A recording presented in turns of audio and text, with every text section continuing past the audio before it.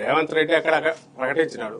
ఇక్కడ వైఎస్ఆర్ కాంగ్రెస్ పార్టీ మేము క్వశ్చన్ చేశాము. జనరల్ గా న్యూట్రల్ వీళ్ళు కూడా మేధావులు క్వశ్చన్ చేస్తున్నారు. It is your responsibility to answer. ఈయన ఆన్సర్ ఇవ్వడు. నిన్న పైగా దబాయింపు. ఆయన గొంతు పెద్దది చేసి కళ్ళు పెద్దవి చేసి చేతులు ఎత్తి ప్రవక్తలాగా గట్టిగా అరిస్తే బెదరగొడితే అయిపోతుంది అనుకుంటే ఎట్లా? ఆన్సర్ ఇది ఇవ్వాలిగా. రేవంత్ రెడ్డి మాట్లాడిన దానికి సంబంధించినంత వరకు మీ మధ్య జరిగిందా లేదా? సరే, రాయలసీమ లిఫ్ట్ నువ్వు అవసరం లేదనుకుంటాడావు.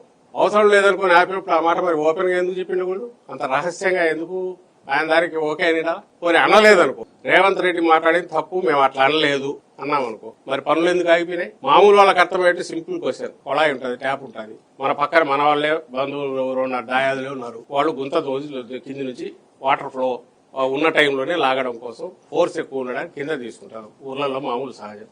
ఇంకోటి ఈ మధ్య మోటార్లు కూడా బిగించి లాగవచ్చు, తెలియదు. పక్కన ఉండేవాడు ఏం చేయాలా? ఏది రదన్న ఆపాలా? ఆపే ప్రయత్నం ఉన్నప్పుడు మనం చేశాం.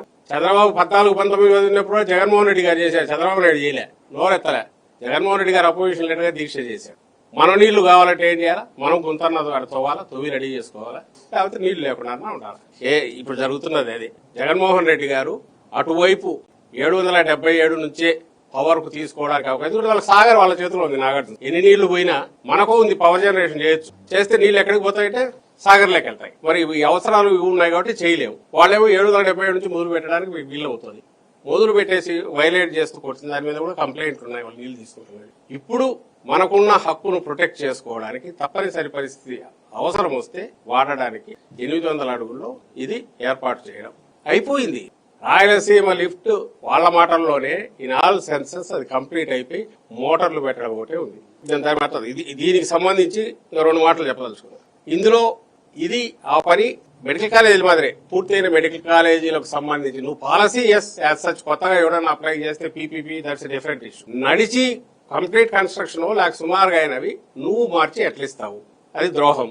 ఇది మరింత ద్రోహం. ఎందుకంటే నీళ్లు అనేవి ప్రాణాధారం, ప్లస్ వేరే దిక్కు లేదు రాయలసీమకు, ఎడారైపోయేది. అలాంటి దాంట్లో హక్కుల పరిరక్షణకు నువ్వు చేయకపోవడం రాయలసీమకు, రాష్ట్రానికి ద్రోహం చేయడం. ఈ విషయంలో నీకు ఏమాత్రం ఉన్నది ఉంటే మన రేవంత్ రెడ్డి గారు మాట్లాడిన మాటలకు నువ్వు బదులు ఇచ్చి లేదు ఇదిగో నడుస్తోంది ఏమన్నా ప్రూవ్ చేయాలా? నడవట్లే ఆడక. నేను మా వాళ్ళు వైఎస్ఆర్సీపీ నాయకులు పోయి చూశారు. నువ్వు సైలెంట్ గా ఉన్నావంటే లోపాయకారి జరిగింది. నువ్వు ఓపెన్ గా చెప్పలేదు అంటే పైకి చెప్తే తిడతారో నిన్ను ద్రోహి అంటారు కాబట్టి రహస్యంగా చేసుకున్నావు. ఇది వాస్తవం అనేది ప్రపంచానికి తెలుసు, అందరికీ తెలుసు, తనకు తెలుసు. కాబట్టి అది వదిలేసి దబాయించే ధోరణికి పోతున్నాడు.